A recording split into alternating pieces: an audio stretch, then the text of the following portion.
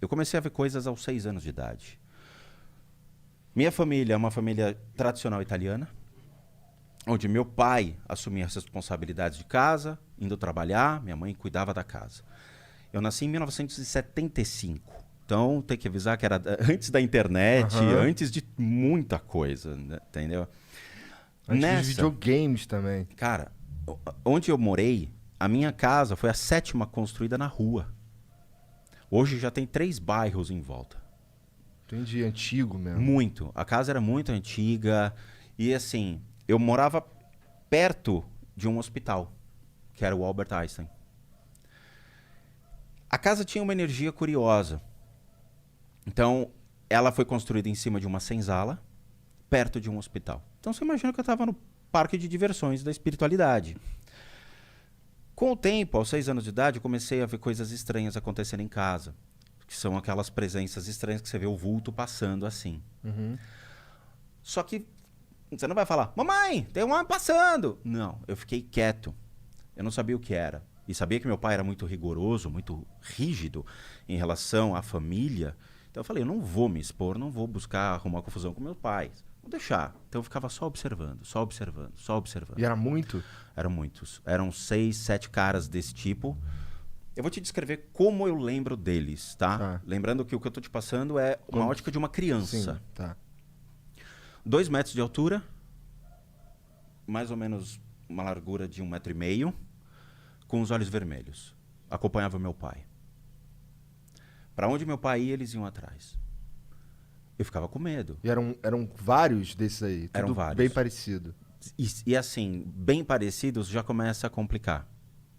Quando você tem diferentes obsessores, beleza. Mas quando você tem iguais, eles abrem margem para muitos problemas e muitos desequilíbrios.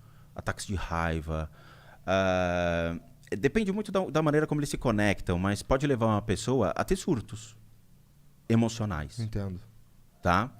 E eu vou te explicar muito legal todo esse conceito. Comecei a ver, mas fiquei quieto. E foi indo. Aos 10 anos de idade, a coisa foi piorando.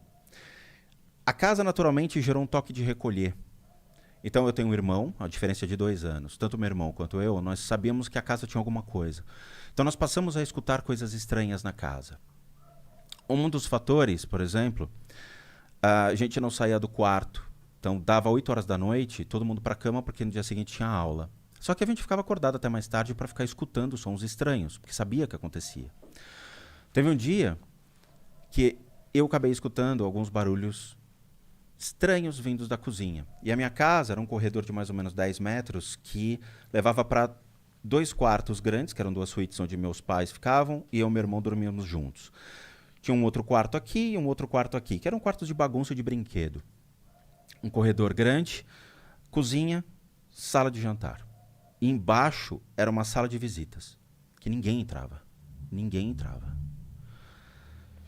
Por que ninguém entrava? Só por que não?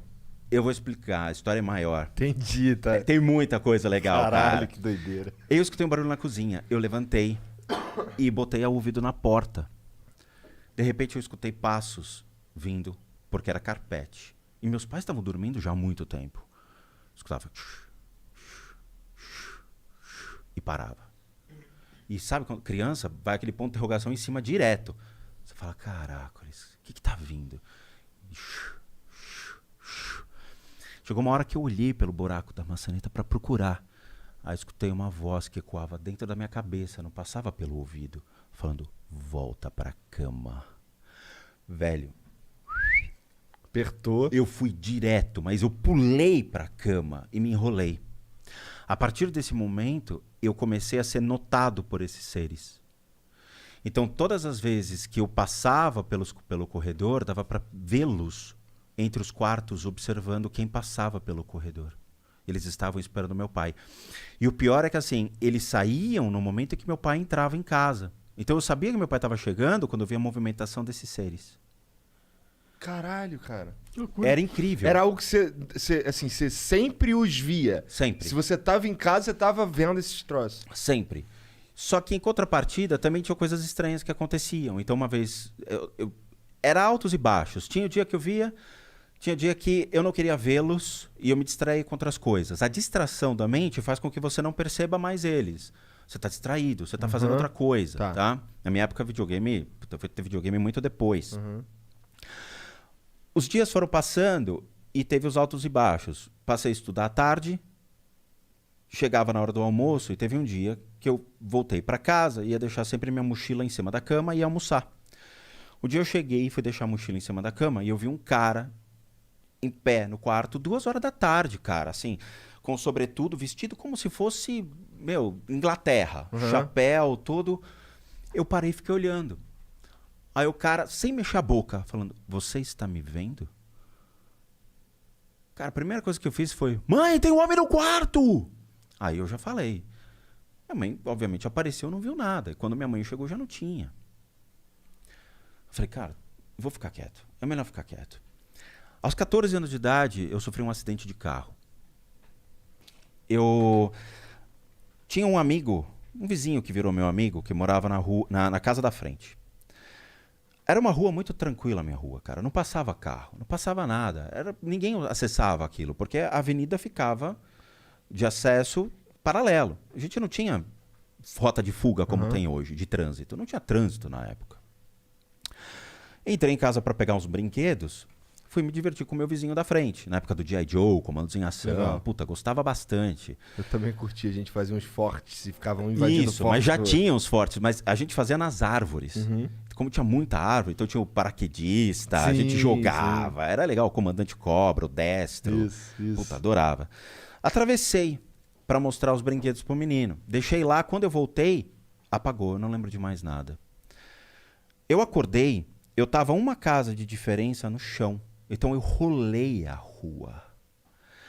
Eu acordei, tinha passado a minha casa, passado a casa do meu vizinho, eu tava já na terceira casa, cara. Pra você ter uma ideia, porrada. Caralho. Eu levantei, aos 14 anos, tirei a poeira. O que aconteceu? Não aconteceu nada comigo. Nada. Eu entrei em casa. O carro era um Passat antigo de aço galvanizado. O capô do cara ficou assim.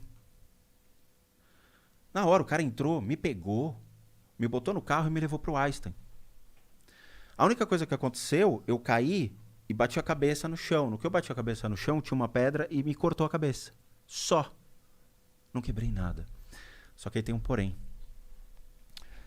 Eu lembro do que aconteceu em termos espirituais. Eu entrei num túnel branco.